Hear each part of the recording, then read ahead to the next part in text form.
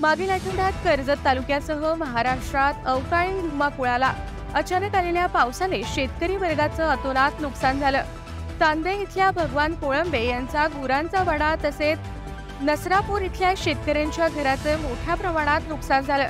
तसाच राजनाल्याच्या पाण्यावर खरीप हंगामात शेतीची लागवड केलेल्या चांदई, मार्केवाडी, तांबस, वडवली अशा अनेक गावातल्या शेतकऱ्यांच्या भात पिकाचं नुकसान मोठ्या प्रमाणात झालंय।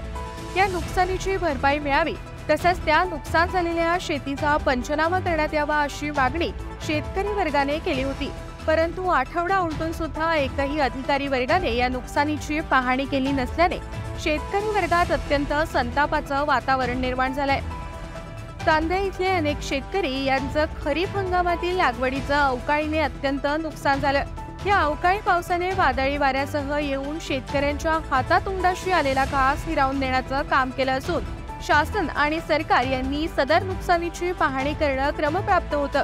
परंतु आज आठवडा उलटून गेल्यानंतर एकही अधिकारी वर्गाने साधी पाहणी केली नसून शेतकरी वर्गाने होत्या त्या प्रकारात आपलं धान्य बांधलंय। काही शेतकऱ्यांच्या कापलेल्या भाताला पुन्हा मोड आले होते। त्या शेतकऱ्यांना ना भात मिळाला ना पेंढा। ह्या लागवडीकरता शेतकऱ्यांना मजूर मिळत नाहीत आणि मिळाले तरी त्यांची मजुरीमध्ये मिळणाऱ्या भाताची 50% रक्कम जाते। त्यामुळे काही शेतकरी खरीपात पेंढा विकून आपलं नुकसान भरून काढत असतात।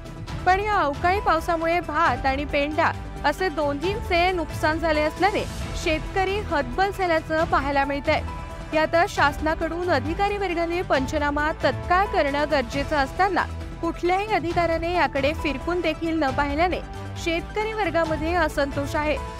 तलाठी, ग्रामसेवक अथवा कृषी अधिकारी या तीनही विभागातील एकही अधिकारी फिरकला नसून जर पंचनामे होणार असतील तर ते कधी करणार? भात पीक जोडून भात भरल्यानंतर फक्त 25% भात भेटल्यानंतर त्याचा पंचनामा करणार का? ज्या लोकांनी ओल्या भिजलेल्या भाताला त्याच वेळी भरून मिळेल तो भात जोडला अशा परिस्थितीत शेतकऱ्यांचे पंचनामे कसे करणार? शासकीय अधिकाऱ्याला शेतात काहीही दिसले नाही तर त्या शेतकऱ्याला नुकसान भरपाई मिळेल का? शासन आंधळ दळतं आणि कुत्रं पीठ खात आहे अशा उक्तीनुसार वागणार आहे का?